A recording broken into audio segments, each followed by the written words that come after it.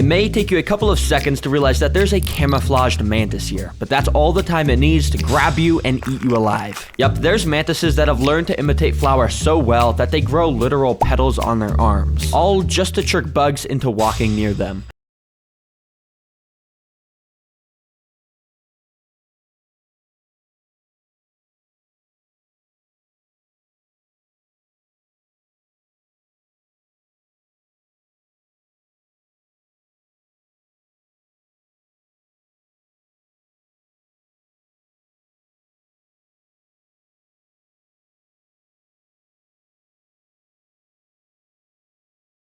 I'm going to take out 4 enclosures and start spraying the backs of them, all of course with some spray foam, which I then covered in dirt and moss, and I did that to every single enclosure. I then even went and added some little spray foam mounds on the backs of each background so they all had some depth and variation to them. Now from here, I'm going to create the camouflage bases of each enclosure, starting first with the 2 pink and white flower mantises. For these guys, I started by filling up their enclosures with dirt and attaching some smaller sticks hanging along the back of it. I eventually want to get pink and white flowers all over this, but for now, we're just making the base. I then use some of this green moss to hang off the ends of all of the sticks. We don't want to use too much of this stuff though, because the mantises don't really blend in that well with it. Then for the third enclosure, we're gonna put in those same dirt and sticks, but as you can see, this mantis evolved to have more of a pattern that matched this tan dead moss. So this time I put a ton of that moss everywhere along the branches. Then for the floor, you guessed it, more tan stuff like dead leaves, some more moss, sticks, and pine cones. But I feel like this enclosure is still kind of missing something, and to be honest, I've kind of ran out of all of the tan materials. So I'm just gonna head outside, and as you can see back here, there's a ton of these like dead flower things, but they look exactly like the mantis. So let me pick off a few and take them inside. But you see, I don't want to just shove these into the enclosure because there's a chance that there's some deadly bacteria and parasites on them. So to kill all that stuff, I preheated my oven to 250 degrees, lined the sticks up on a baking sheet, and slid it inside. Basically, because the temperature is so high, it's gonna kill all the bacteria and stuff on here, so we can put this in the enclosure. All right, it's been in there for like 30 minutes. So let's just pull this out, and oh yes, it's looking nice and crispy. Maybe a little too crispy. That one looks like it just caught on fire, actually. Anyways, I put those around the enclosure, and then it was done. Now, finally, onto the black mantis's base. And as you know, this guy doesn't really blend in that well with normal stuff, because like nothing in nature is black, really. But I'm not gonna let that stop me, because I actually have an idea. So what I did was go outside and started to saw a few branches off of some trees.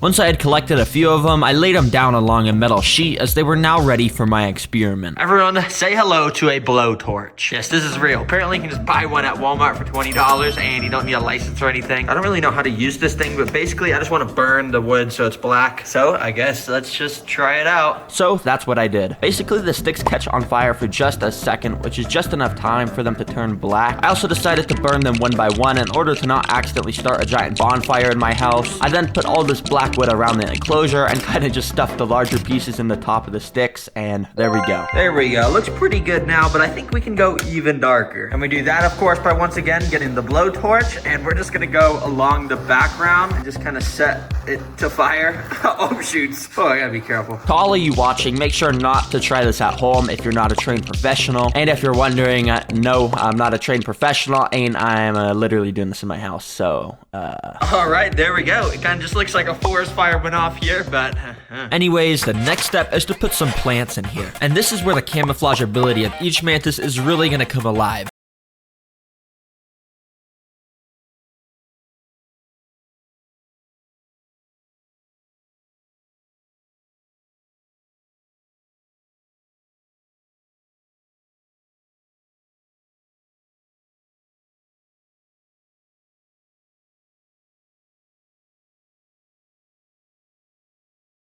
Brought out all the plants and started by just putting them in the first 2 flower enclosures. But I still feel like I gotta make these 2 enclosures way more pink. And in order to do that, I went outside and went up to this pink tree I have in my yard. The flower petals all over, it looked like a good color, so I grabbed a few of them and scattered them along both of my enclosures. Now, when I put one of the pink flower mantises up to the flowers and let them climb onto it, it's almost like it completely disappears. Anyways, now it's time for this 3rd enclosure. Now, if you remember, I got this plant for this enclosure, so I kind of just picked picked off parts of it and planted it along the soil all around the enclosure. And as you can see, this mantis blends in all right with this, but it's actually going to be mostly used as just a way to climb up to some moss where she really blends in with. All right, that looks good. And now time for the black enclosure for the black mantis. And for this, I just got a green plant because obviously there's no such thing as a black plant, or wait, actually, there might be a thing as a black plant. Let me test it out. Let me put that leaf there. Turn on the blowtorch, and I guess just see what happens. Just start lighting a fire. And as you can see, when I burned this plant, it actually was turning black, but also had a slight side effect that it was completely getting disintegrated, and the structure of it all fell apart. Yeah, I don't know if I could use that actually. So I just stuck to my original plan and put the plant smack dab in the center of the enclosure. Yeah, it doesn't really match, but to be honest, it's kind of cool and adds a little bit of nice contrast to this burned wasteland look. And with that, we can now finally put the mantises into their new home and see if their camouflage actually works on bugs.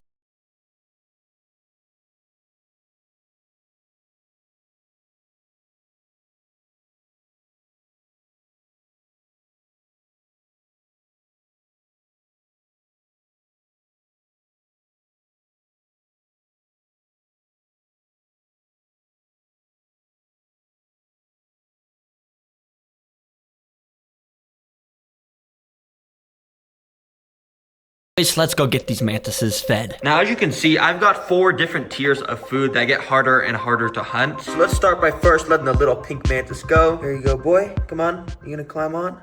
Hello? Now, for the first food source for this guy, I'm going to be using literally the smallest animal they sold at the pet store. Extra small crickets, which is the size I never get for my videos because, I mean, look at them. They're like even smaller than my fingernail. But anyways, let's put these inside the enclosure. Right away, one of the crickets started to climb along a flower. And I don't blame you if you couldn't see the mantis here because it's in its prime camouflage territory. If us humans have trouble seeing a mantis like this, I can say for a fact that this cricket definitely couldn't see it, and it made a grave mistake of walking too close. The mantis quickly struck at the cricket, but missed. But the mantis wasn't gonna let that stop him. So the next time the cricket came around, he charged up an attack and jumped off the leaf. Yeah, and that kind of just kept happening over and over. I guess they're scared of extra small crickets or something. Yeah, the mantis couldn't even get a hold of these. I'm giving extra small crickets a 1 out of 10. But for the next pink flower mantis, I'm gonna be testing with him the next size up of crickets. We got some medium crickets. Let's see how these do in the enclosure. So I went and dumped some of the crickets in and then put the pink flower mantis in. And right away, I noticed that maybe I had put too many crickets in because the mantis was getting absolutely surrounded by them. In fact, he actually looked pretty scared and was trying to just stand still to blend in and not get seen by the crickets. And the entire 45 minutes of watching him in this enclosure, I didn't see him strike a single cricket. Well, I guess just any crickets are not a food source that baby mantises like. So these get a 0 out of 10. Get this trash out of here. However, this next mantis is a bit bigger and I'm 100% confident he's gonna eat the next food source. So let's go and put him in the enclosure. There you go, boy. Now for this guy, I'll be feeding him some dubia roaches. They're fast and hard to catch, but they're very nutritious. The mantis ended up walking onto this plastic lid that I had put in the enclosure, so I ended up just putting the roaches on that. And literally instantly, the mantis noticed them and turned on his predator mode. Right away, he struck at them and missed. But he wasn't gonna let that stop him because then he struck again, and this time he got a perfect hold of the roach. Using their sharp claws, they basically hold the prey in place and lock them so they can't get out no matter what. Then with its alien mouth, it sucks the juices out of the roach while it's still alive. Yeah, it's extremely brutal, and the whole time the roach was just squirming its little antennas around, but there was nothing it could do. There we go. That's what a mantis is supposed to do. So I think I'm gonna give the roaches 8 out of 10. And that's because I still think there's room for improvement with this black mantis because I have one more prey I want to try and feed them. So I'm just gonna go and let this guy loose in the enclosure. For this guy, I'll be feeding him flightless fruit flies, which is the tiniest of all the preys I've had, meaning it's probably the hardest to catch. But I've also heard mantises love flies, so let's see. Now it turns out that doing that burnt wood for this enclosure was actually a good idea because the mantis was just chilling on one of the sticks waiting for a fly to walk by. And after leaving him alone for a minute, I actually came back to a flightless fruit fly in his hand. It's a pretty cool shot to see the black mantis on the black stick eating a black fly contrasted with that white background. But I did kind of want to see him strike one of the flies, so I ended up putting him on a white lid and put a fly right up to his face. Right away, he struck at it, and yeah, he started eating this one too. Even though mantises are just some simple little insects, I think they have one of the coolest eating processes out of any animal. small. And yeah, even though all 4 of my mantises are still really small right now, they should grow up over the coming months and be way bigger soon. So I have a feeling they're gonna make a great addition to my pet. I just found probably the most alien looking creature on Earth. It is literally a mutant creature with the mouth of a spider, the body of a scorpion, and claws that look like saws. And that's not even mentioning that it has some of the weirdest and creepiest behavior out of any animal ever. I got out the tank and a couple big boxes of rocks. Yeah, I got a lot of rocks for this. This is because I needed them to start stacking around the outer part of the enclosure to try to make it look like a cave. You see, in the wild, tailless whip scorpions like to hide in between rocks because I guess that's just where they feel safe. I don't really know. And to connect the rocks together, I originally tried to use my handy dandy hot glue gun and, you know, glue them, but the rocks were just too heavy and it kept collapsing over and over. Oh my gosh, these stupid rocks keep falling. Yeah, it wasn't really working, so instead I resorted to using some animal safe spray foam like always, and I covered it in a bunch of the big rocks and then a bunch of tiny little rocks, and I repeated that process on the left and right side of the enclosure. And check it out. Hopefully you see the vision I'm going for. You know, there's a cave. We're making a cave. There's rocks on the walls. Yeah, I think it looks pretty cool. Now, this is a good start. However, you'd be dumb to think this is all I'm doing. I'm making this the best enclosure ever, so I can show off all the cool things the alien creature can do. It's gonna be so cool to watch. Anyways, the next step is to do the floor and decorations. And for the floor, we want it to be high quality and cheap, which is why I've got a bunch of these coconut fiber bricks, which are about to expand into a ton of dirt. Seriously, these are so cool. You just add a big tub of water like this. Ooh, I'm getting that everywhere. And over time, it's gonna start to absorb that water and they're gonna expand and become a bunch of dirt, you know? And boom, look at that. It went from those boring bricks to this nice, moist dirt. Yeah, boy. Okay, maybe it's not that cool, but you know, it's dirt. It's pretty necessary. To top off the floor, I mixed in some wood chips, dead leaves, some moss, and a couple rocks. Now, apparently the alien creature I'm getting has the ability to dig burrows out in this dirt with its claws, but I have no idea if mine's gonna do that, so hopefully it does. That would be pretty dang cool to watch. Now, to decorate the enclosure, I got these super thin sticks and started to glue them along the top. As you can see, they kind of look like tree roots, which adds this cool effect to the build that makes it look like there's trees growing above this cave. Nice. And of course, this wouldn't be a Terra green enclosure without some plants in here, which as you can see, I've got a few of. And if you're wondering where I got them, yeah, I got them from Walmart, as always. I love Walmart so much. Please sponsor me. Please, please, please. As you can see, all the plants are pretty small since we don't want it to look too planty in this cave. So I planted them around and gave it a nice spray down with my water spraying thing. Now, these plants are actually super important because water droplets will gather on top of the leaves, which will easily allow the alien creature to sip them up and get hydrated, which, you know, is good. You know, we gotta make sure he can drink water and stuff. But while I was at Walmart getting the plants, I also found this absolutely majestical stone statue of an alien. Hi, how are you? Because, you know, we're putting a tailless whip scorpion inside of here, which is basically an alien. So yeah, I put that in to finish off the decorations. Bruh, this guy's got a big forehead. That's a real shame. Thankfully, my forehead isn't that big. Okay, the first 3 steps are all complete, but now it's time to get some technology in this enclosure to make it stand out. The first of which is this big machine right here, which can do something very cool. To get it to work, I had to fill up this container with a bunch of water, and after it was filled up, I put it back on top and finally twisted this knob right here. And now check this out. Out of the end of this tube, a bunch of smoke, as you can see, or fog, not smoke. It'd probably be bad if there's smoke coming out of it. Dang, that is actually cool. Look, it just comes out. I don't know how a machine just turns water into fog. That's pretty cool. Anyways, this is actually very useful since as long as I turn this on about once a day, it will keep the humidity levels at a good spot for this enclosure. Also, it's just cool and adds to the cave ambience, you know? And speaking of cave ambience, this next technology is gonna add to it even more. It's this super tiny Bluetooth speaker, which I buried in the dirt and covered with a leaf. With this, all I gotta do is connect it to my phone with Bluetooth, and I can play stuff like cave noises, which is pretty cool.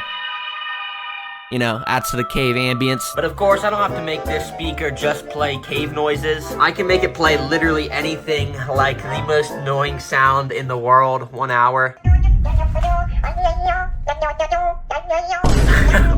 What is this sound? What? This is so stupid. Okay, it definitely wasn't lying. This is probably the most annoying sound in the world. I don't think the alien's gonna like this if I play this when he's in here. Okay, I get it. Can you just turn off by now? Turn off. Okay. Oh, okay. Please turn off. Please. Okay, anyways, this enclosure is finished enough to be able to add the tailless whip scorpion alien creature in here. So yeah. Let's go, baby. So I got out a knife and opened the package up. And oh, here it is. Because you can't really see anything. There's paper towels everywhere. Okay, hold on. Let me open this up. I then very carefully removed the lid and paper towels to expose the alien creature. Oh my gosh. This thing is gonna jump out at me. I have no idea. I'm just gonna close the glass though. Yeah, get that closed. Thank you very much. Now at first it was completely still and actually I couldn't even tell if it was alive. But eventually I noticed signs of movement and then soon enough it fully started to climb out of its container. Very creepily, it slowly made its way over to a rock to go into hiding. But it wasn't just any rock. Of course, it was the rock with the alien statue on top. Bruh. Well. I told you guys this was an alien. Only an alien would go under the rock with an alien on top of it.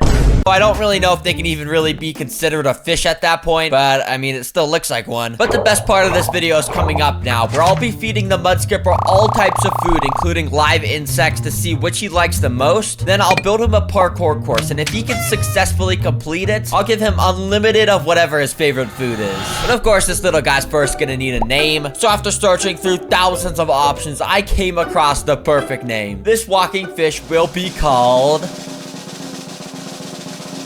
Franklin, because I just feel like he looks like a Franklin. Anyways, let's feed Franklin some food to see which he likes best out of these. First up on the list, we got houseflies. Now I have 200 of them in this little container, but I only want to feed him a couple of these, so I'm gonna have to be careful that hundreds of these don't escape around my room. So I'm just gonna try my best to empty a few into here next to Franklin.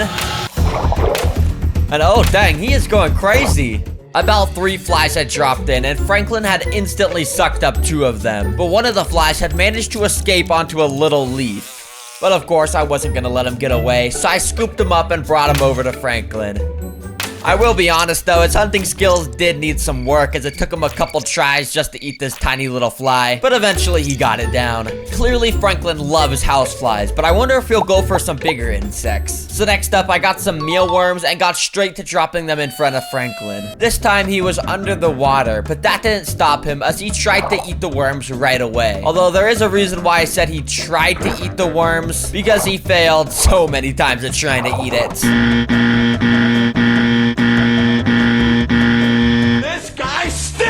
And eventually another fish just tried to take it from him, so he just swam away. But a little later, while Franklin was chilling on the land area, I dropped another worm right in front of him, and this time he leaped onto it and absolutely devoured it. Wait, is he going under the water with it? Wait, I think he just swallowed it whole. Dang. While it's clear that Franklin likes mealworms, it is a little bit hard for him to hunt them, but there's still the final insect to feed him, which are crickets. And these are almost as big as Franklin's, so I don't really know if he's even gonna try and eat them, but I dropped them in anyways. The cricket started to slowly move around in the water, and Franklin definitely noticed.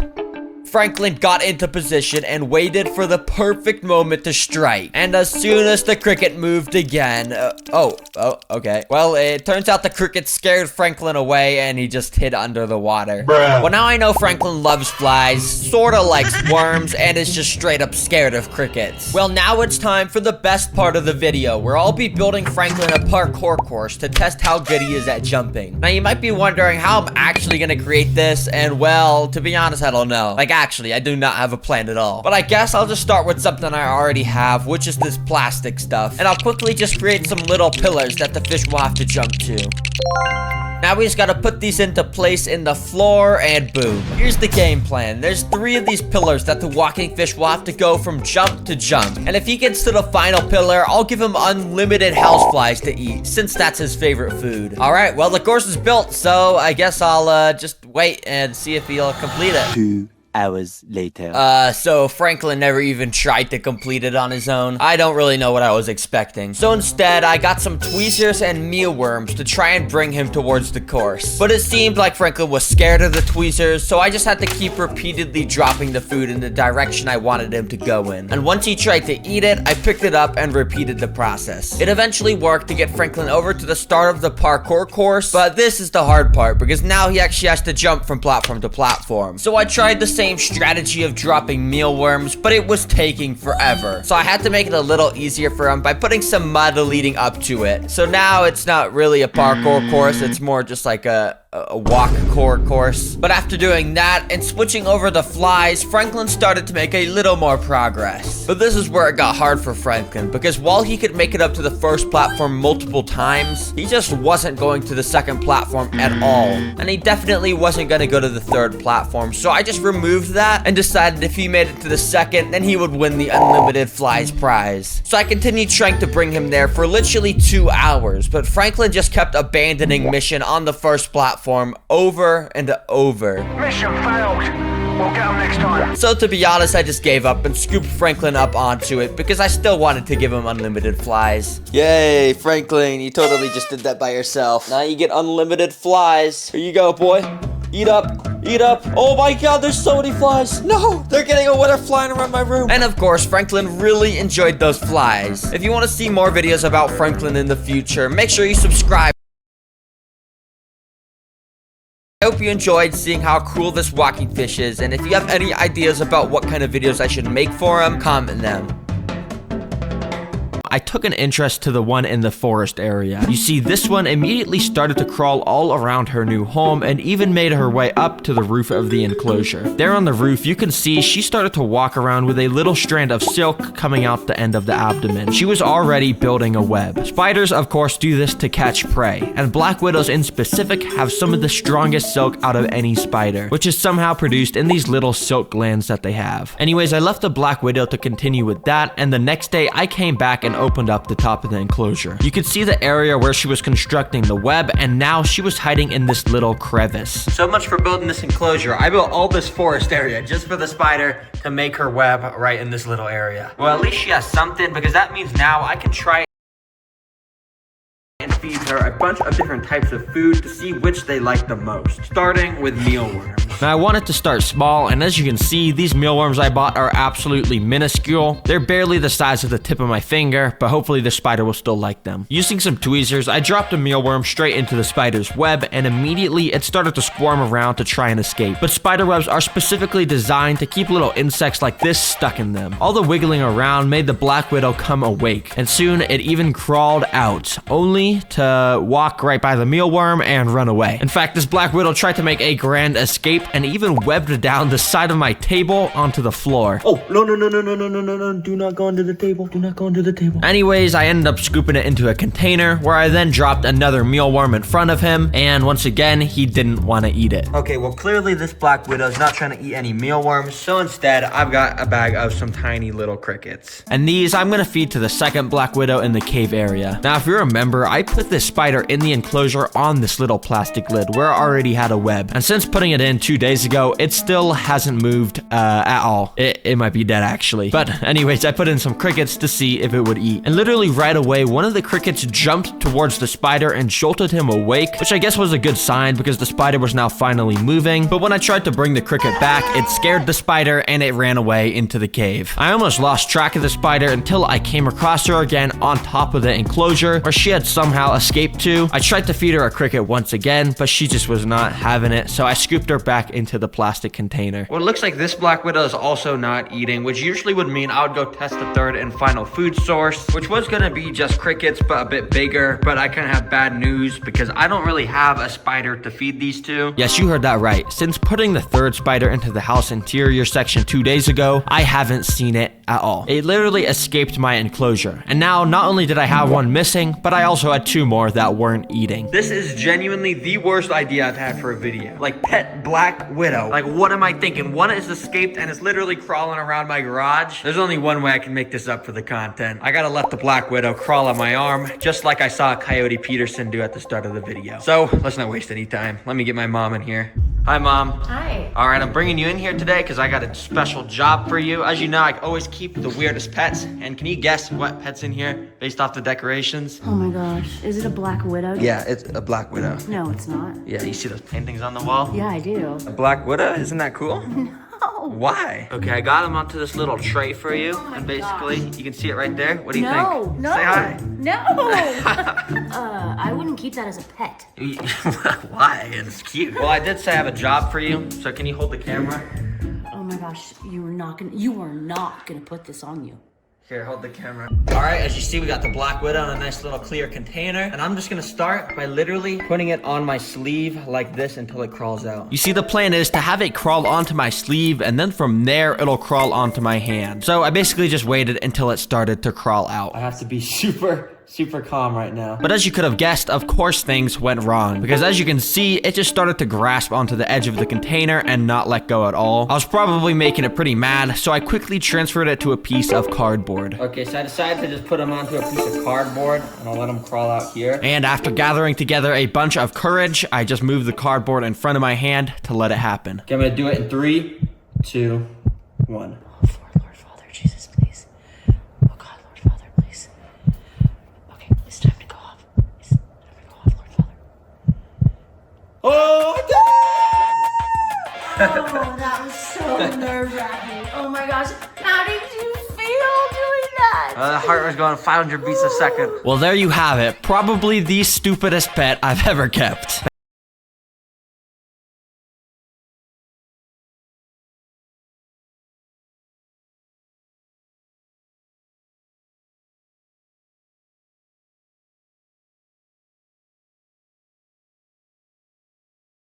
Anyways, have a good day, or night, or afternoon, or morning, and goodbye, and subscribe too. It may take you a couple of seconds to realize that there's a camouflaged mantis here, but that's all the time it needs to grab you and eat you alive. Yep, there's mantises that have learned to imitate flowers so well that they grow literal petals on their arms, all just to trick bugs into walking near them.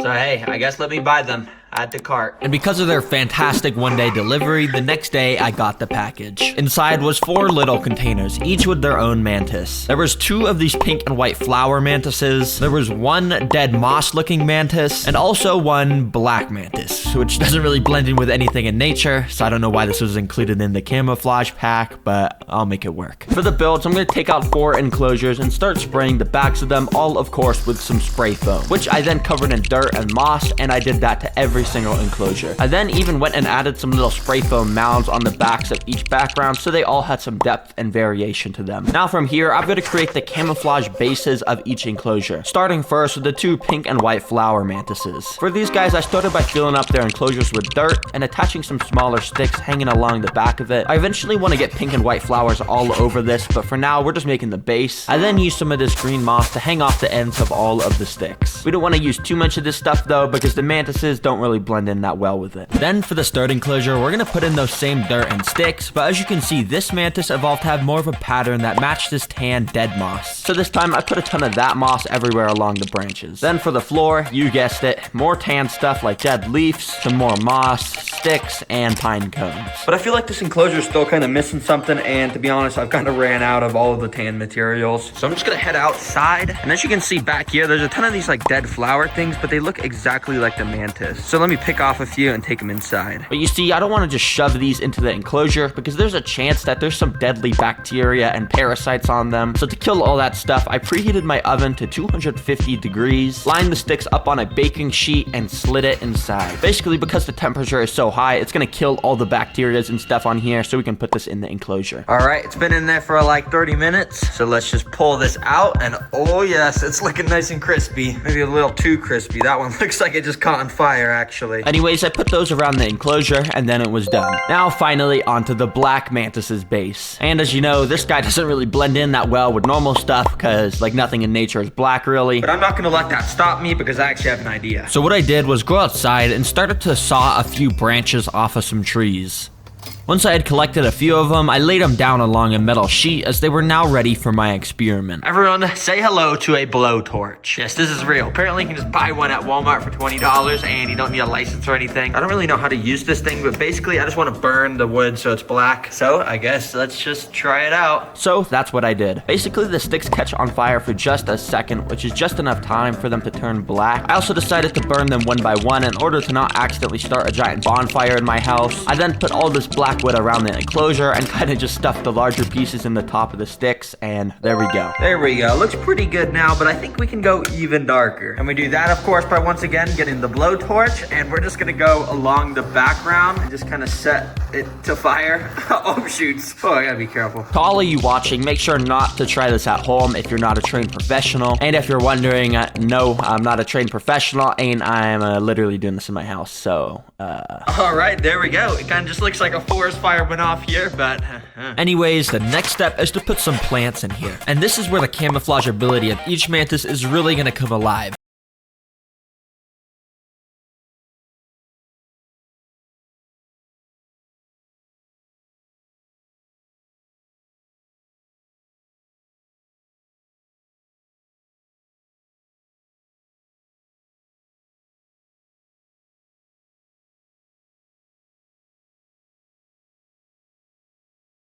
got out all the plants and started by just putting them in the first 2 flower enclosures. But I still feel like I gotta make these 2 enclosures way more pink. And in order to do that, I went outside and went up to this pink tree I have in my yard. The flower petals all over it looked like a good color, so I grabbed a few of them and scattered them along both of my enclosures. Now, when I put one of the pink flower mantises up to the flowers and let them climb onto it, it's almost like it completely disappears. Anyways, now it's time for this 3rd enclosure. Now, if you remember, I got this plant for this enclosure, so I kind of just picked off parts of it and planted it along the soil all around the enclosure. And as you can see, this mantis blends in all right with this, but it's actually going to be mostly used as just a way to climb up to some moss where she really blends in with. All right, that looks good. And now time for the black enclosure for the black mantis. And for this, I just got a green plant because obviously there's no such thing as a black plant or... Wait, actually, there might be a thing as a black plant. Let me test it out. Let me put that leaf there. Turn on the blowtorch, and I guess just see what happens. Just start lighting it a fire. And as you can see, when I burned this plant, it actually was turning black, but also had a slight side effect that it was completely getting disintegrated, and the structure of it all fell apart. Yeah, I don't know if I could use that actually. So I just stuck to my original plan and put the plant smack dab in the center of the enclosure. Yeah, it doesn't really match, but to be honest, it's kind of cool and adds a little bit of nice contrast to this burned wasteland look. And with that, we can now finally put the mantises into their new home and see if their camouflage actually works on bugs.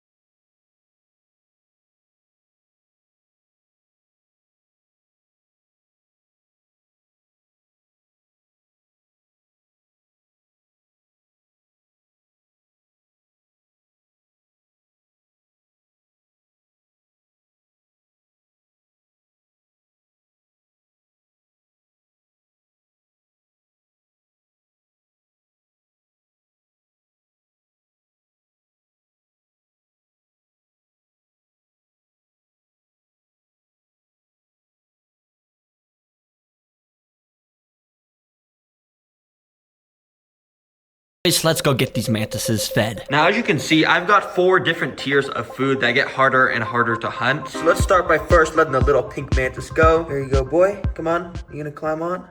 Hello? Now, for the first food source for this guy, I'm going to be using literally the smallest animal they sold at the pet store. Extra small crickets, which is the size I never get for my videos because, I mean, look at them. They're like even smaller than my fingernail. But anyways, let's put these inside the enclosure. Right away, one of the crickets started to climb along a flower. And I don't blame you if you couldn't see the mantis here because it's in its prime camouflage territory. If us humans have trouble seeing a mantis like this, I can say for a fact that this cricket definitely couldn't see it, and it made a grave mistake of walking too close. The mantis quickly struck at the cricket, but missed. But the mantis wasn't gonna let that stop him. So the next time the cricket came around, he charged up an attack and jumped off the leaf. Yeah, and that kind of just kept happening over and over. I guess they're scared of extra small crickets or something. Yeah, the mantis couldn't even get a hold of these. I'm giving extra small crickets a 1 out of 10. But for the next pink flower mantis, I'm gonna be testing with him the next size up of crickets. We got some medium crickets. Let's see how these do in the enclosure. So I went and dumped some of the crickets in and then put the pink flower mantis in. And right away, I noticed that maybe I had put too many crickets in because the mantis was getting absolutely surrounded by them.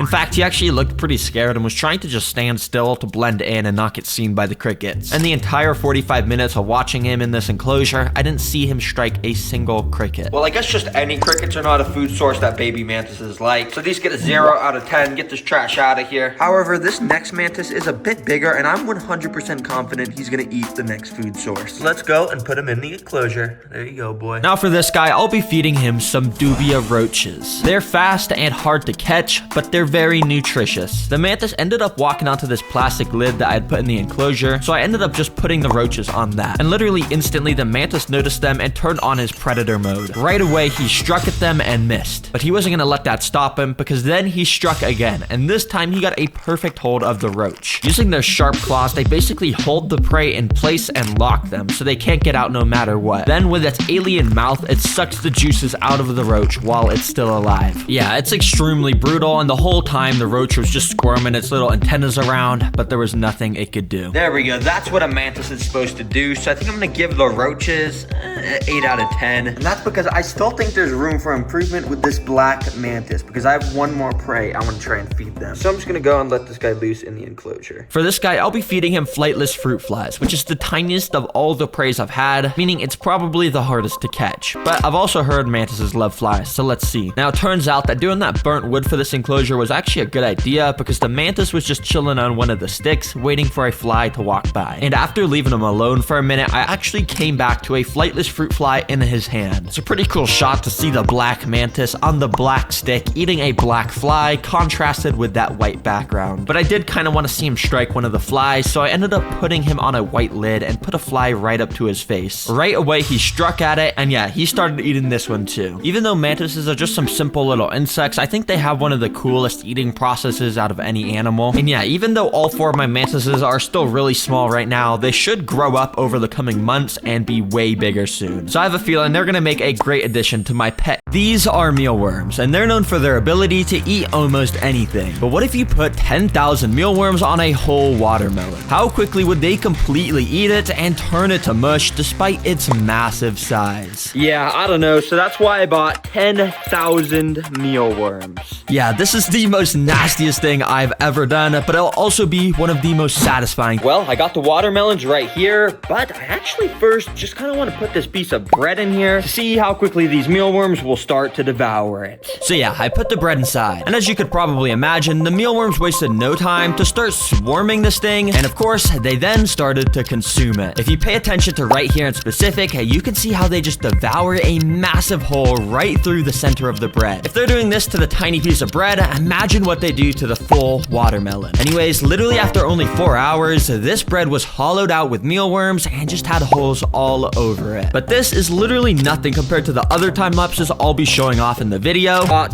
5 big leeches. Yup, leeches usually live in the wild and grab onto unsuspecting prey to basically just suck the blood out of them. Well, since I have 5 of these leeches and they're in captivity, it's gonna allow me to get some insane time-lapse footage of them sucking the life out of a food object as the leeches get bigger. It should be pretty cool. And if you watch my video about keeping pet leeches, you'd know they basically like to spend all their time under the water, so that's why I'll be setting up an aquarium for this test. And then quickly, I'm just gonna fill up this tank with this so I can go ahead and put the leeches inside so we can get this test started. So yeah, I put each of these 5 leeches inside and I put a lid on top so they didn't escape. And immediately you can kind of just see how they all just start swimming around under the water, just sort of like how snakes do. Yeah, it's kind of weird honestly, but once they want to stop swimming, they'll go up to the glass and just grab onto it using the end of their bodies basically as a suction cup. It's actually pretty cool. Anyways, for the food I'll be feeding these guys, it's this piece of beef liver. Well, alright, why don't we just drop this slimy nastiness into here and see how long it takes for these leeches to get absolutely massive. And so step 1 was to actually get the leeches to bite onto this piece of meat, which is pretty easy. You basically just pick up the piece of meat with tweezers and start bringing it up to the leeches' faces until they grab onto it. So yeah, I just went around and picked up all the leeches onto the meats. But if you couldn't tell, the water quality got super bad because of the beef liver, so I decided to actually let the leeches eat the beef liver out of the water, since in the wild, that's actually how they prefer to feast. And while a couple of the leeches kind of detached from the piece of meat and started to run away, 3 of the leeches actually did stay on it, so I could watch as they started to eat. You can literally see them contract their throats in and out as they basically use their teeth to grind the meat up, and then they suck it up like a smoothie up into their bodies. But things actually did not go to plan, because out of nowhere, this leech decided to detach from the piece of meat, and then he just started to slither away randomly. Then the other 2 leeches decided to detach too, and this guy decided to just burrow into the piece of meat, and this one just slithered away. Hey, at least we got to watch him eat for a little bit, but this is why I love time lapses. You just capture random interesting stuff like this. But even these leeches are nowhere near as Yes, you heard that right. Flesh-eating beetles. And they're called that because they're beetles that eat flesh. And well, let me show you why that is so cool. Now, as you can see, there's some actual flesh-eating beetles in here, but most of the things in here are still in their larva stage, which means they're actually even more hungry than usual. And you see, these insects are cool because they can literally just eat the flesh off of animals to the point where they only leave the skeleton bones behind. So yeah, I'm gonna try and record a time lapse of that. And I've got thousands of flesh-eating beetles in here to the point if I put my finger in there, it would probably turn into a skeleton. Actually, you know what? I wonder what would happen if I put a piece of dog food in there. Hey, I guess let me get a quick time lapse real quick. So I put the dog food in, and oh guys, all I'll say is things are about to get interesting with these beetles. But as you could probably imagine, buying all these crazy bugs and worms is extremely expensive, and I've been needing to manage a lot of money, so that's why I'm glad today's sponsor is back to the flesh-eating beetles. And if you were wondering, it didn't take them very long for them to start swarming this piece of dog food. You see, these are dog treats that I buy for my dog Jet, and they're made out of the top quality real beef ingredients, which of course Jet loves, but that also explains why these flesh-eating beetle larvae were also loving it. Anyways, it was pretty crazy how after just a few of these beetles latched onto the dog food, pretty much all of the beetles soon followed behind, until literally this piece of dog food was literally like just not a piece of dog food anymore. This is just a living piece of flesh-eating beetle at this point. Yeah, there's just so many on here. Oh my gosh, bro, what? These guys are so hungry. So yeah, I shook them all off, because if you remember, the main reason I got these beetles is because I actually want to see if they could turn an animal into a skeleton by just eating its flesh. And I don't want them to get filled up on this, but anyways, considering this piece of dog food was only in there for like 10 minutes, the beetles made a pretty decent amount of progress by chewing a bunch of tiny little chunks out of it. Anyways, for the main course I'm feeding these guys, I've got a duck head.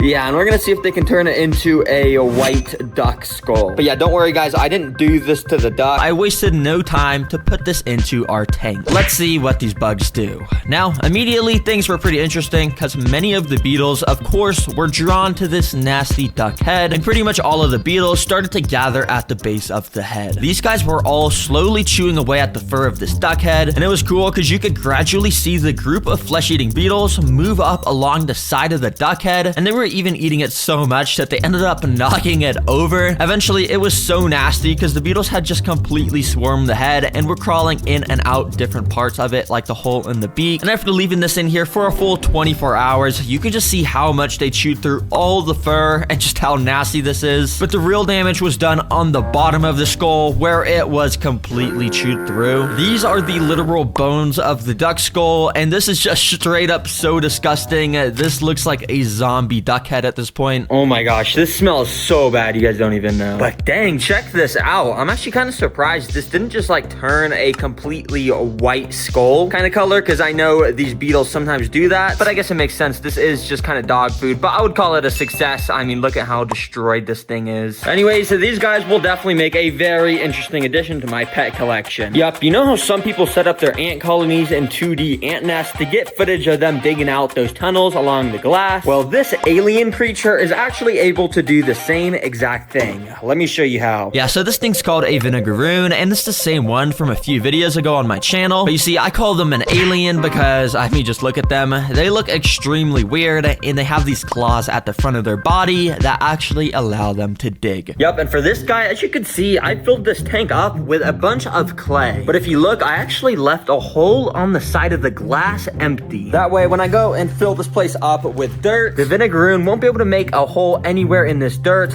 other than that hole I made in the clay right on the side of the glass there. Now anyways, after getting the dirt in, I wasted no time to put the vinegaroon inside. Now immediately this alien creature wasn't exactly super interested in digging. He was kind of just trying to climb out. But you see, that's because there's actually a few things I have to set up in here to make this guy want to dig quickly. First of all, I put this water dish in here, and then I started to use my finger to dig out a little tunnel under the water dish. Now when the vinegaroon comes over here, he'll find the little entrance to the burrow I made, and when he's ready to dig, he'll know where to start. So guys, I just went and set up my time-lapse camera in another room so we could observe what these creatures do when no one's watching. And yeah, during the first few hours, since it was technically still day, you can see he was very active amongst the top section, still trying to escape. But the second it hit nighttime, this dude went down to the burrow section and he started to dig up like a straight up drill. Nah, let's see that on an instant replay. That's actually pretty cool. You can literally see the pile of dirt up here grow as the vinegaroon digs out all the dirt from the tunnel. I think this is some of the clearest footage ever caught of these creatures digging. It's pretty cool to watch. Well dang, now that this guy dug this tunnel, you're probably wondering why they actually make these tunnels. Well, they actually make them to hunt. And well, I got a cricket right in here. Let's drop this thing in. And so after I dropped the cricket in, he started to walk around the top area, but little did he know the vinegaroon was right under his feet, waiting in the burrow for food to walk in. And a little bit later, the cricket did just that. He started squeezing through the opening that was dug out the night before, and he went in deep enough to where the vinegaroon was sitting. I know it got super foggy in here when I brought it to my recording area, so it's kind of hard to see, but the vinegaroon started to attack the cricket, and he started to chase him out the burrow. The cricket tried to escape, but it was no use because the claws of the vinegaroon are just too strong. And I know you guys can't really see it well in this footage, but I can assure you the cricket is no longer with us, to put it lightly. Dang, that was cool. But I'm not gonna waste any time, and I'm gonna record some stuff right away. But before we do the watermelon, I actually want to start with something a lot more interesting. This thing.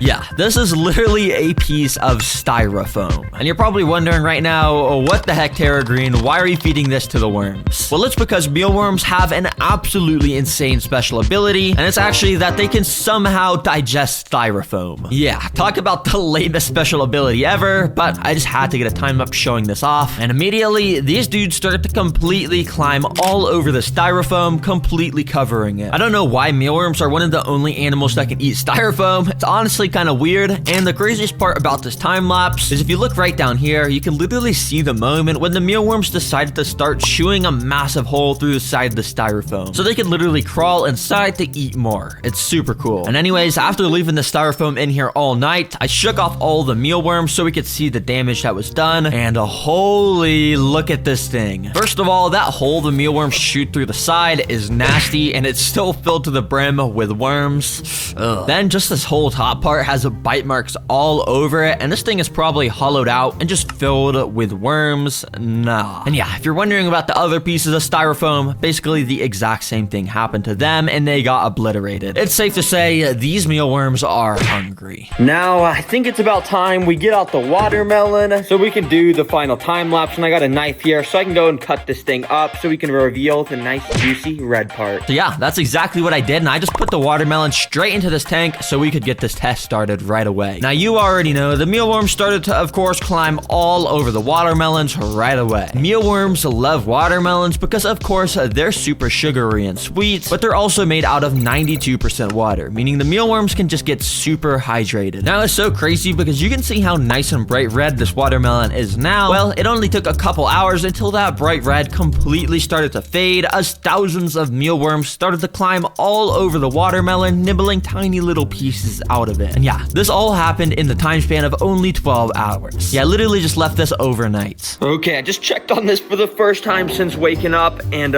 first of all, this smells absolutely disgusting. But look at this. This was a bright red color like 10 hours ago, but it's like completely rotting because of what these mealworms are doing to it. This is nasty, and they're making all these tiny little holes in it. Nah. Anyways, I moved the tank to the floor to continue the rest of the time lapse. But as you can see in this footage, as I continued recording, the mealworms weren't nearly as interested in the watermelon. Pretty much none of them were even eating it anymore. I mean, it does look pretty rotten to be honest, so I guess guess it would make sense to why they don't want to eat it. But yeah, I decided to just stop the time lapse since they weren't eating it anymore. And I came back 24 hours later so I could see the full results of what the watermelon looked like. What the heck? This is so nasty. Is that mold growing on the watermelons? Oh my gosh. But actually, to my surprise, when I took a look under the watermelons, there was massive holes chewed through the green shell part. And like this watermelon here had so much chewed through this part. So yeah, I guess the mealworms really were eating the watermelon, but I guess it just wasn't showing up on the time lapse because it was happening under where we could see it. Dang, that's actually insane that they could eat so much. Anyways, hopefully you guys learned something new or were entertained by the time lapses I showed you in this video. And about these 10,000 mealworms, well, I'm gonna have to see if I can get these donated to a pet shop. Yes, this should be the Black Widow. And I genuinely think this is the most venomous pet I've kept on the channel. But anyways, let's go open this up. So I brought it to my table and opened the package up. After carefully taking out the packing material, I then took out the container that had a Black Widow spider inside. Oh, nah, here it is. A literal Black Widow. But I did just figure something out because apparently I didn't order just one of these. If you look down in this box, I actually ordered 2 more.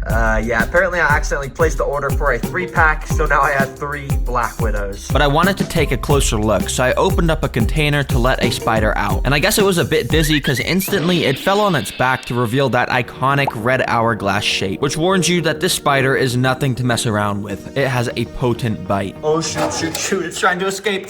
Put it in the container. Okay. Whew. I gotta be more careful with these things, man. But these 3 spiders aren't gonna spin webs in these tiny containers. They were gonna need a proper enclosure, which I needed to build by first covering a bunch of spray foam with dirt and wood chip stuff to make the background. But in the middle, I put in this rock background and spray foamed normal rocks to it. You see, I'm gonna separate the enclosure into a forest, a cave, and a home interior to see where Black Widows like to make webs and hunt the most. For the home interior part, I got a piece of styrofoam and painted a brick pattern onto it to, you know, make it look like a brick wall like a lot of homes have. And so I spray foamed that in, and the background was now complete. And now we gotta do the web building bases. Basically what that means is we just put sticks and stuff so the spiders can spin their webs in here. To start, I'm gonna lay down a simple substrate across the entire enclosure that I'll be able to customize to each environment. But first of all, the forest, and as I'm sure you can imagine, we're gonna put some wood in here, just enough on the 2 sides for a solid web to be made in between. And then I'm even gonna glue some moss coming down from the ends of the branches so it sort of looks like leaves on a tree. And then I'm gonna get this bag of leaves that I bought. And don't ask me why I didn't just pick them up from outside. I don't know why I bought these. But anyways, with those, I scattered them along the bottom, so it looked like a forest floor with all the fallen leaves everywhere. And last but not least, I got some tiny rocks and scattered them around too. Just a few, because I gotta save most for the cave. And speaking of the cave, we're gonna start right away by laying down some rocks, because that's pretty much all they got. But as you can see in this photo, there's actually a bunch of these pointy rocks called stalagmites. And I think they would work perfectly in my enclosure, so let me get some. Alright, so I've got a big rock and a hammer right there, so I guess let me just try to carve some of those stalagmites out of this. So I guess I'll just go and try and hit it. I don't really know if this is gonna work, but it's gonna break. Eventually, after a bit of hitting, I got a few pieces that when connected sorta looked like stalagmites, so I went and attached them together with spray foam. And then using more spray foam, I stuck them all into place pointing up in the cave section of the enclosure. Finally, I went and sprinkled some normal colored rocks around and then some different colored rocks around because, yeah, we literally just put rocks everywhere for this section. Alright, once this spray foam dries, I'm gonna go in and paint it, but for now, let's work on the home interior section. And to start, I've got this carpet-like material, which I'm gonna cut out to shape, and then I'm just gonna go and put it in there, and boom. Now I need to get some mini home furniture in here that the spider will be able to spin his webs from. And my only idea for how I can get that is to build it with some Legos. So yeah, let's get building, baby. First of all, using black bricks, I stacked them up to make this little lampshade thing. Then with some red bricks, I made a tiny little couch. Now a chair made of brown bricks. Finally, I just took the rest of my bricks to make a randomly color assorted red and white shelf. Yeah, I'm a master builder, as you can tell. Anyways, I went and put each of those inside and even got some little dollhouse furniture to fill in the dead space, and boom, shakalaka. That's what I call a home house interior. I know a lot of Black Widows love to live inside houses, so one of them should definitely like this place. But the next step on the list is to get some plants.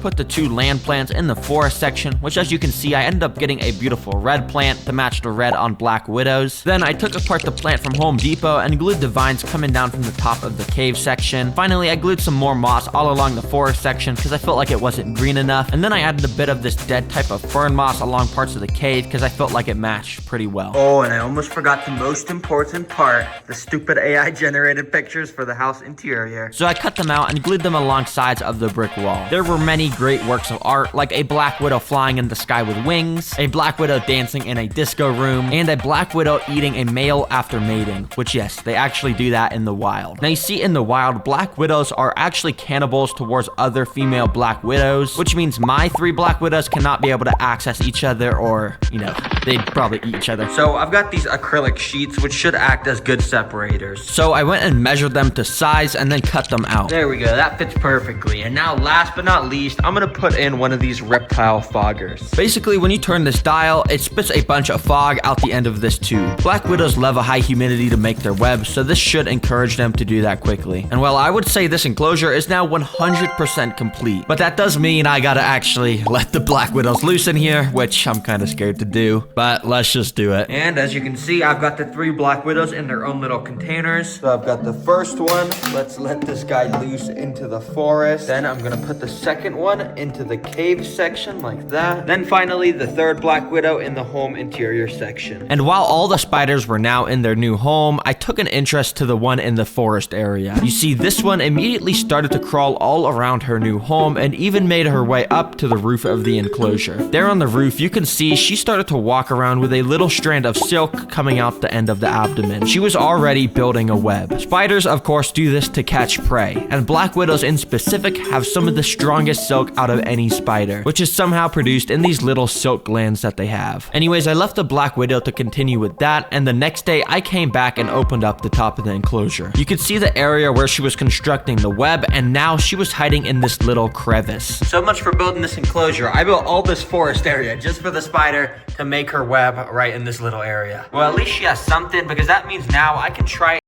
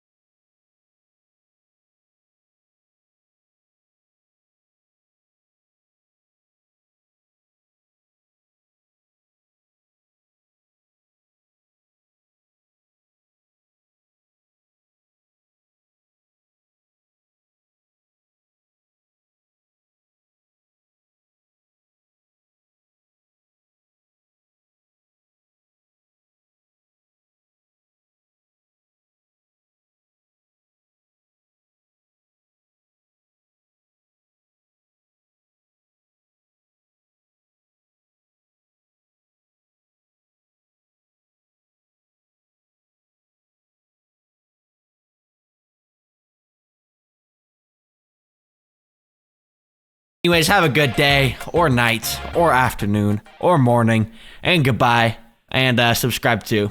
I've seen videos of ants doing insane things to survive, like in this one where they built a boat out of their bodies to survive a flood, or in this one where they built a dangling bridge out of their bodies to attack a wasp nest. So I was wondering, if I put my 1,000 ants into obstacle courses, will they do similar things to complete them, or are my ants just not that smart? Well, I just spent hours gathering 1,000 ants out my old ant nest, so I feel like this is the perfect opportunity to put these guys up against their first ant obstacle. Obstacle number 1 is this thing. Basically, what we do is put some massive dead insect food at the bottom, and then we fill it with a bunch of sand to turn it into one of those 2D ant nests. Basically, we'll be able to watch the ants dig out all sorts of tunnel systems in here, and if they actually find the insect food I hit at the bottom, then they'll pass the obstacle and move on to the next obstacles that get harder and harder as the video goes on. Alright, let's not waste any time, and well, let's just do this. Wow, that is very satisfying watching 1,000 ants fall in here.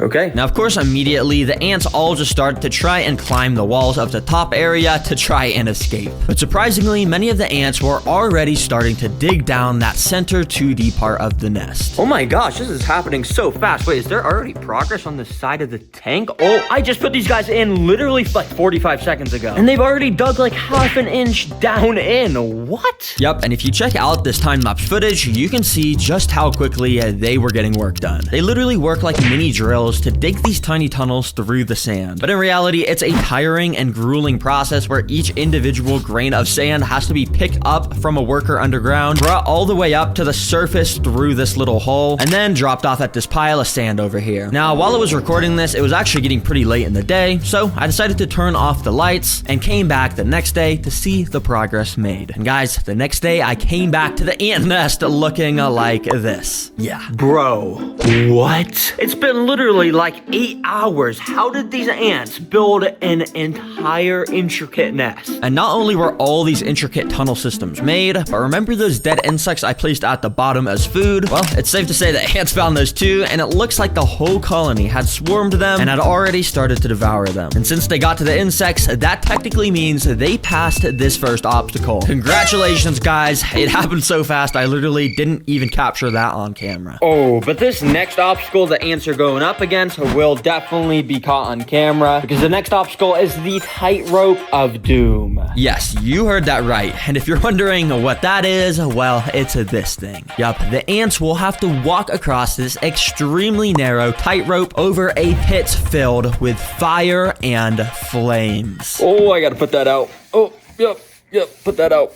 Are you gonna go out? No, I'm just kidding. That would be crazy. These are literally my pets. I would never do that. But I will be trapping the ants down here if they fall by lining the walls of this pit with this super slippery liquid stuff called fluon. I know you can't really see this stuff since it's invisible, but basically when an ant tries to walk up on here now, it'll just slip off completely. Yeah, this stuff is super slippery. And you guys are about to see why this challenge gets so interesting in a second. But if you look over at the 2D ant nest, you'll actually see I have a little hole here plugged up with some paper towels. And if you also look here, I got some tubing, meaning I can connect this to the obstacle. So yeah, let's just get this obstacle started. Come on, ants, let's get in here. Immediately after plugging in the tubing, obviously ants noticed and started walking in. I mean, there's 1,000 ants. You can't even get away from them for a second. So that's what makes these obstacles fun, because it only took like 10 seconds till our first ant entered the tightrope of doom tank. Now, to pass this obstacle, the ants quite literally just need to get one of these pieces of insect legs back across the tightrope, which I think might be impossible, but let's see how they do. Now, I'm not gonna lie, the ants started off with some pretty lackluster performance, because our first ants that made it to this tightrope didn't actually walk onto it. They kind of just walked around it on the corner of this platform, where they just ended up just slipping off. Yeah, come on, guys. What are you doing? But we got 1,000 ants, so I was expecting at least one of these ants to eventually step onto this tightrope. But as tons more ants started to walk into this room,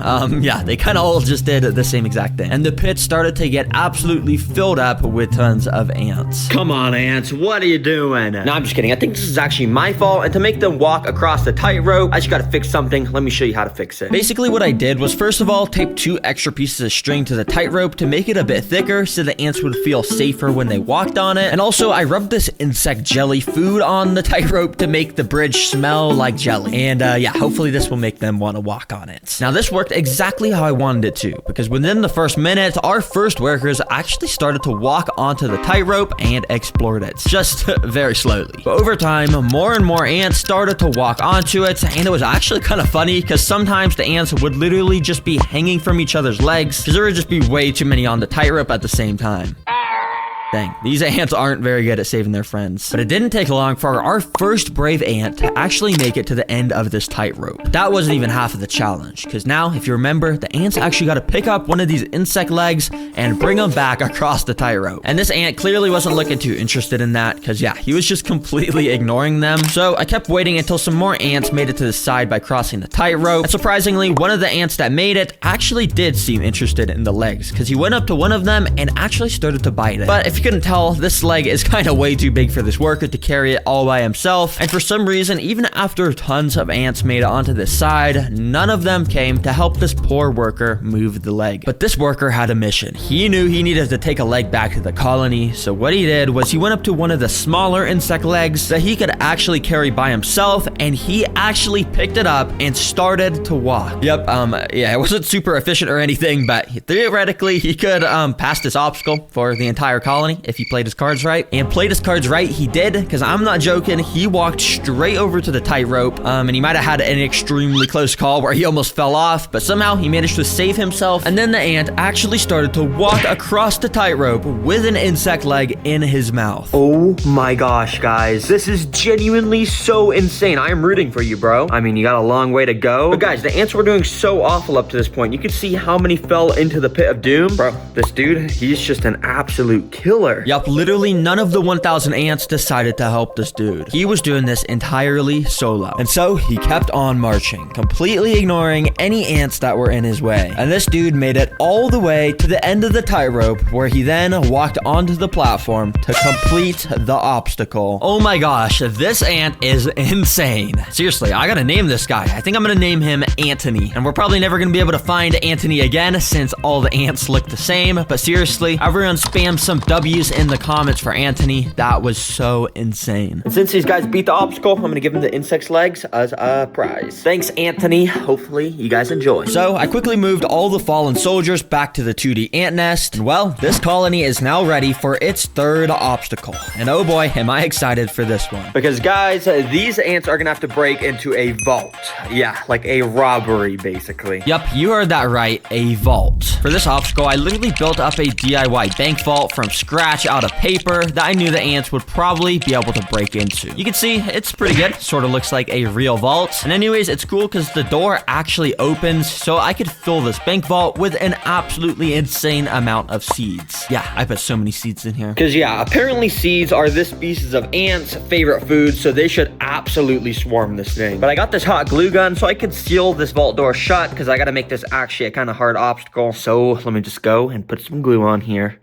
Oh yeah, just like that. All right, the vault is completely sealed shut with glue now, so let's see if these ants can actually get the seeds out of it. This is going to be very interesting to watch. So yeah, I just put it in, and as you can imagine, the 1,000 ant colony immediately started to climb onto it. Especially when things are put into colonies' nests, they need to investigate it to make sure it's not a threat. And with this, I think they pretty much immediately knew it wasn't a threat, because none of them were biting it or anything. And actually, a lot of them were just using it as an opportunity to climb out of the enclosure. That's not good. But yeah, the vault right now is pretty sealed shut, and I don't even think the ants knew that there were seeds inside of here. So nothing really eventful happened, to be honest. Okay, this is not exactly going to plan. I'm just gonna take this box and put it in there. Oh, hopefully I didn't crush any ants. Okay, and then let me scoop up all the ants that fell off. So yeah, I got all those fallen soldiers back into the nest, of course. Well, that didn't exactly work so well, but I kind of knew it wasn't gonna work so well, so that's why I came equipped with this stuff. See, basically, it's a cup of water and a big cup of sugar, which I'm gonna pour into the water. Then basically, I can mix the water and sugar around to make sugar water, which ants love the smell and taste of. And using this paintbrush, I actually just want to go and paint our vault with it. And basically, this will make the vault not only taste like sugar, but it will also just make it kind of soggy since it's made out of paper, and it should make it able so the ants can chew through it and stuff and get to the seeds. So yeah, I absolutely just soaked this vault in the sugar water, and without without wasting any time, I got this thing in the nest. All right, ants, let's see how you do this time. And oh boy, were things a lot more interesting this time around, because right away, tons more ants were way more interested. You can see how after the ants would walk onto the vault, they would just completely stand still. That's because they were putting their mouth up to the paper and were just completely licking all the sugar off the paper. Yeah, this is not really what I had in mind. I thought this was gonna make them wanna completely chew through the paper, not lick it, but yeah. So many ants got their fair share of the sugar. However, I didn't see a single ant even trying to find or even acknowledge that there were seeds inside of here. Well, that was until this moment. When you see this hole here, well, just out of nowhere, an ant just came up to it and walked into the hole. And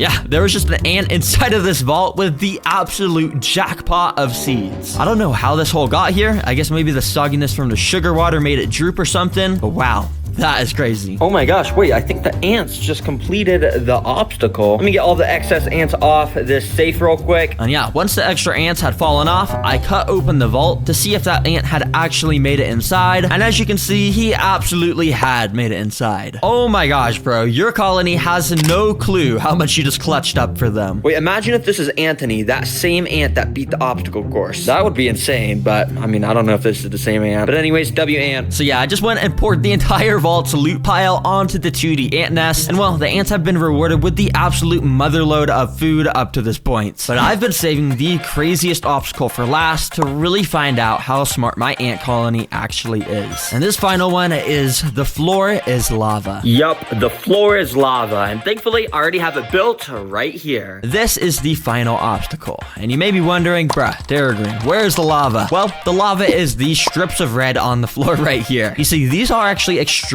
sticky pieces of tape. And if the ants try to walk on them, well, they're gonna get stuck, of course. So if the ants want to get to the strawberries that I put at the end of the obstacle, they're gonna have to use one of the 3 tools I provided for them to figure out how they can maybe cross this lava. Or maybe they'll make a crazy bridge out of their bodies to cross it. Who knows? Anyways, I wanted to make sure most of these guys actually participated, so I spent the past few hours individually picking up each of the ants from the ant nest and transporting them into this container. Or at least as many as I can get. The rest are kind of under there. That way, they could be easily transported. But before pouring these guys in, I just want to tell you guys that the Terra Green merch is actually, really awesome. I know I always say it, but seriously, we got some pretty cool animal plushies. But anyways, I just wanted to remind you, if you wanted to get this stuff before Christmas or before the end of the year, make sure to buy it ASAP so we can make sure we ship it to you just in time for that. But anyways, seriously, guys, thanks for the support so much, and let's get back to doing this crazy final obstacle. Anyways, I wasted no time, and I just dumped the ants straight in. If you can't tell, I actually changed the design of the obstacle a little bit, because if you remember that red tape, well, I actually replaced it with an even stickier and thicker kind of tape to make sure these ants wouldn't be able to just walk across. Anyways, let's see how they do. As you could probably guess, lots of the ants immediately went up to the tape and partially got stuck in the front. But don't worry, guys, I'll be watching the ants throughout this obstacle, and any of the ants that looks like they get super stuck in the middle, I'll be picking up with these tweezers and moving back to the start so they don't get stuck in here permanently and hurt. Anyways, to actually cross this tape, like I said earlier, I gave these ants different tools, like a pile of dirt, some pieces of string, and even some wood chips to see if they'd be smart enough to actually use these things to their advantage to cross the piece of tape. And while it may look like the ants are not using the tools here, if you look very closely down here near the dirt, they've actually already started to push this pile of dirt onto the tape to make a little bridge that they can walk onto. If they keep building up this bridge, they would actually be able to cross this with no problem whatsoever. But right when I was filming this, I actually noticed that an ant had actually been walking across the tape and somehow had made it extremely close to the end. Yeah, I have no clue how this ant just managed to ignore the stickiness of this tape. I guess his legs were just extremely strong or something, because he got all the way to the end where he had a bit of trouble pulling himself off the tape, but eventually he was able to do it, and wow. Well, this ant just technically passed the obstacle. Oh my gosh, bro. I didn't even see this ant, but I mean, he just passed the obstacle. I guess that's fair and square. Good job, bro. Why is it the past 3 obstacles, it's been a single ant that's clutched it up for the entire colony? But anyways, I gotta get all these guys off the tape so they aren't hurt at all. So yeah, I got them all picked up into a container and transported them back to their nest safely. All right, because you guys beat it, I'm gonna give you this piece of the strawberry. And because the ants beat all of the obstacles I gave them, I'm gonna be giving them this brand new ant nest. Basically, it's just a bit more compact and it has a cool outworld on the top, and I think it's just a bit more optimal for them. So I'm gonna go and move them in there. Anyways, hopefully you guys were entertained and learned something new about ants